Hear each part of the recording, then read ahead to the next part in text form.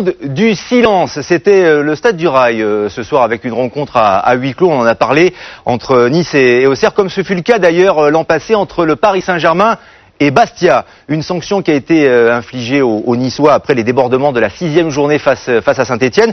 Pas évident par conséquent pour les hommes de Frédéric Antonetti qui ne sont pas très à l'aise à domicile. Une seule victoire depuis le début du championnat et ils jouaient donc dans une ambiance plutôt surréaliste. Tendez l'oreille avec Philippe Brouet.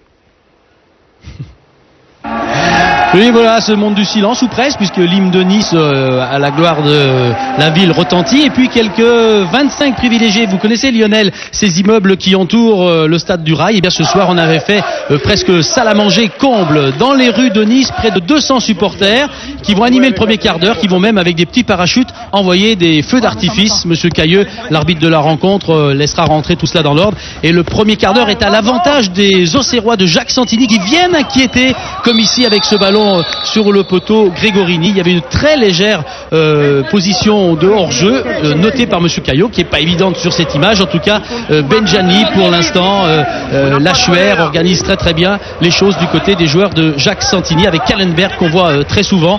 Des ballons qui arrivent pour inquiéter Samy Traoré, le capitaine niçois, et l'ensemble de ses défenseurs. On attaque et on insiste du côté d'Auxerre pour essayer de battre Grégorini. Il faut rappeler la belle série des 4 victoires sur les 5 derniers matchs des Auxerrois. Après 20 minutes de torpeur, les Niçois vont sortir un petit peu et essayer de se réveiller sous les ordres de Frédéric Antonetti, à l'image ici de Koné, qui tente des choses, mais pour l'instant Vairua, Koné et tous les attaquants mis en place par Antonetti ce soir du côté du Stade du Rail ne réussissent pas à se défaire de la tenaille auxerroise. Attention à ces coups de pied arrêtés, on joue rapidement, c'est Koné qui est servi, Koné qui frappe, mais encore une fois voici l'illustration de la première demi-heure du côté de Nice.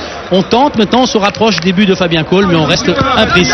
Alors du côté d'Auxerre, on essaye d'en profiter, on a des possibilités de marquer le premier but devant ces tribunes vides, mais là aussi il y a un peu de maladresse. Maladresse du côté d'Auxerre qui fâche, vous l'avez vu, Antonetti, parce que lui pense à ses joueurs. Attention, moment important, 34e minute, le coup franc directement, ce ballon est au fond, c'est Marama Vairua qui réussit enfin à déclencher véritablement cette première mi-temps du côté de Nice. Et vous avez vu que Fabien Cole n'a pas de chance parce que Marama avait un bel écran vide là, le trou était fait et c'est le 40e but en Ligue 1 sous les yeux de ce public. Les pompiers étaient comptés ce soir. À Auxerre, on avait droit à 8 personnes du côté du staff de Nice. Vous l'avez vu dans les tribunes avec le président Cohen. On avait droit à 15 personnes. C'est très rigoureux, un huis clos. La deuxième période avec une nouvelle fois les Auxerrois à l'attaque. Et regardez bien ce ballon. Lachuer, semble-t-il, est accroché par Chateau. Alors monsieur Cailleux dit qu'on peut jouer, il n'y a rien. Mais regardez le bras gauche de Lachuer avec ce brassard qui apparemment ne descend pas tout seul. C'était une grosse occasion pour les Auxerrois. On est toujours à 1-0 à l'avantage des joueurs de Nice qui ont une nouvelle frayeur. Grégorini s'est pas entendu avec Abardonado. Ça ne profite pas au Danois Kallenberg. On sait que les Niçois ont besoin bien évidemment de points. Ils veulent décrocher cette deuxième victoire à domicile. Alors ils tentent maintenant d'inquiéter une nouvelle fois les défenseurs de Fabien Cole, avec toujours Koné qui s'est échappé avec dans son dos Souleymane Camara. Mais ça reste imprécis et pour l'instant le match est bloqué du côté des attaquants niçois.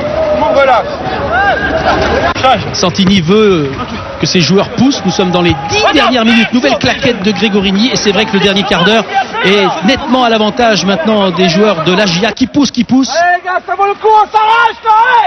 Et en face il y a Antonetti qui dit que ça vaut le coup de s'arracher. Bien évidemment il faut la décrocher, cette deuxième victoire au Stade du Rail. Attention à ces dernières occasions toujours pour les Auxerrois avec une nouvelle frappe qui n'est pas cadrée et qui passe au-dessus des buts de Grégorini. Les dernières intentions auxerrois sont toujours là, mais ça se termine bien pour Antonetti qui peut enfin souffler. Et du côté des supporters des Vénards ce soir autour du Stade du Rail, on peut fêter enfin cette deuxième victoire.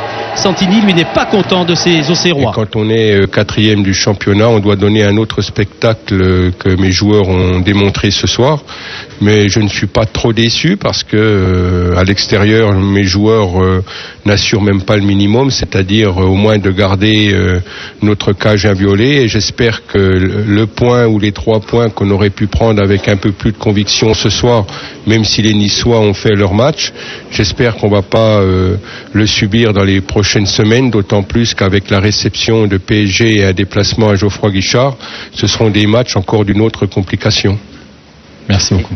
Merci. 4 défaites à l'extérieur, en 7 matchs à l'extérieur pour l'équipe d'Auxerre.